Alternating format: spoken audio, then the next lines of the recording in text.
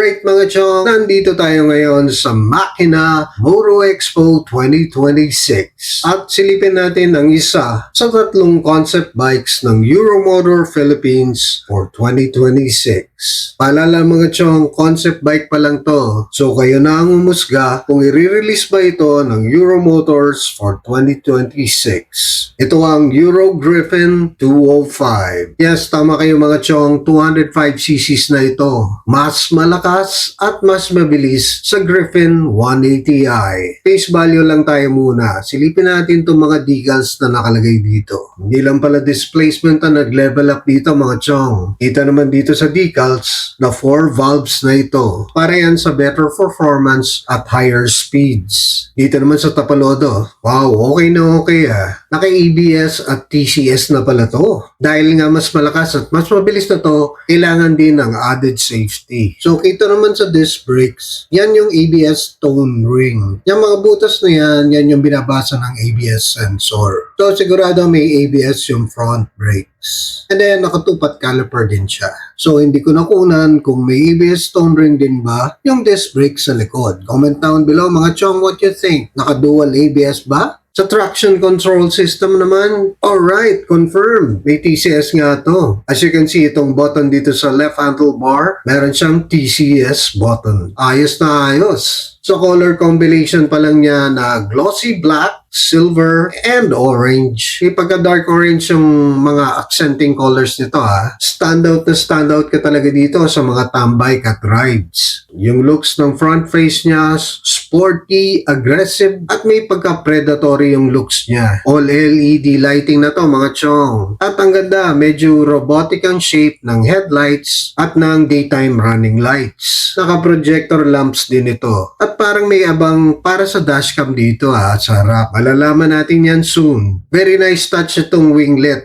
Isa sa mga accenting orange colors nito, yung winglet. Overall front face niya, sporty talaga ang dating As you can see, mas malapad ang overall fairings design nito. This is giving way to a bigger engine and a bigger frame. Sharp and angular yung mga lines niya, may pagka-hyper sport ang aesthetics niya. Hindi lang para sa aesthetics siya mga chong. Shape din ito for aerodynamics, para din makatulong sa heat dissipation ng makina. But yes, liquid cooled pa rin ito. And mas malaki yung radiator, syempre. No worries tayo sa overheat. So try naman natin upuan to. Yung camelback seat nito, deeply contoured talaga siya. Very comfortable ang feel ng rider. Kitang-kita nyo naman, ang sarap ng upo ko dito. And yes, sinubukan ko din ang feels ng angkas. Ayos na ayos to mga chong, spacious and comfortable ito para sa mga angkas natin kahit na mag long rides ka pa. Level up din ito sa suspension mga chong. Bigger ang dual suspension nito na may twin sub-tank. Yan, yung gold na baso dito sa likod para mas madampen niya ang mga lubak. Sa tingin ko, adjustable din tong rear suspension. At dito naman sa front suspension, bigger telescopic front forks. Kung very nice and sporty itong front fender, big bike looks naman itong mags mga chong. Malapad at bilugan yung contours niya. Pang sports bike ang dating talaga. And again, this is dark orange in color. Naka-sport cordial tires ito mga chong. Front tires niya 100 by 80 by 14. Dito naman tayo sa side panels. Decals pa lang mga chong. Napaka-sporty na ng dating. Puntahan naman natin tong panel display. Katulad ng nakalagay dito sa side, TFT.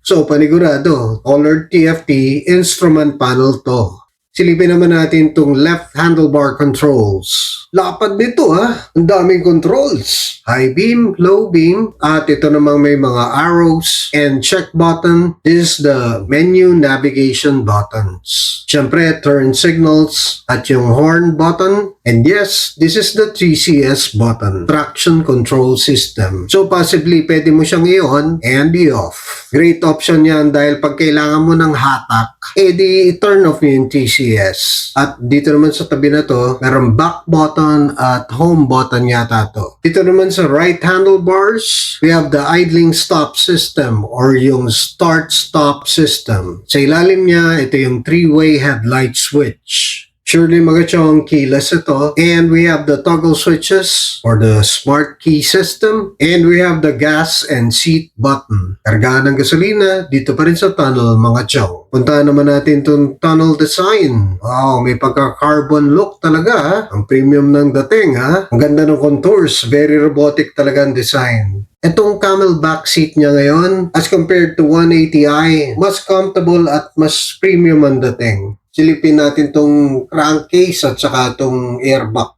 Ito nyo to mga chong, YECVT. So may aasahan tayong bagong technology dito sa makina ng Euro Griffin 205. So ito naman yung rear wheels.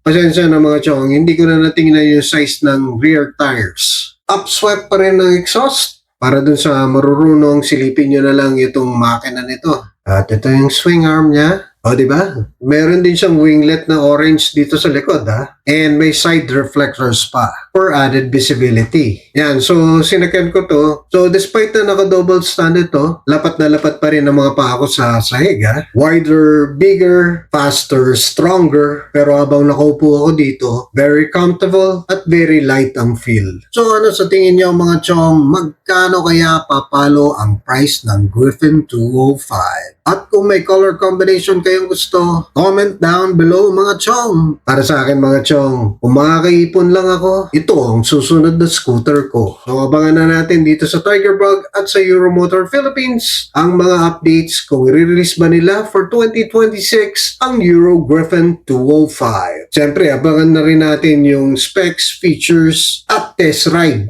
So kung nagustuhan nyo itong video na to, subscribe and follow Tigerbug Motovlog. Again, this is Bien Garcia. Do what you love and love what you do. Live, love, ride with Tigerbug Motovlog.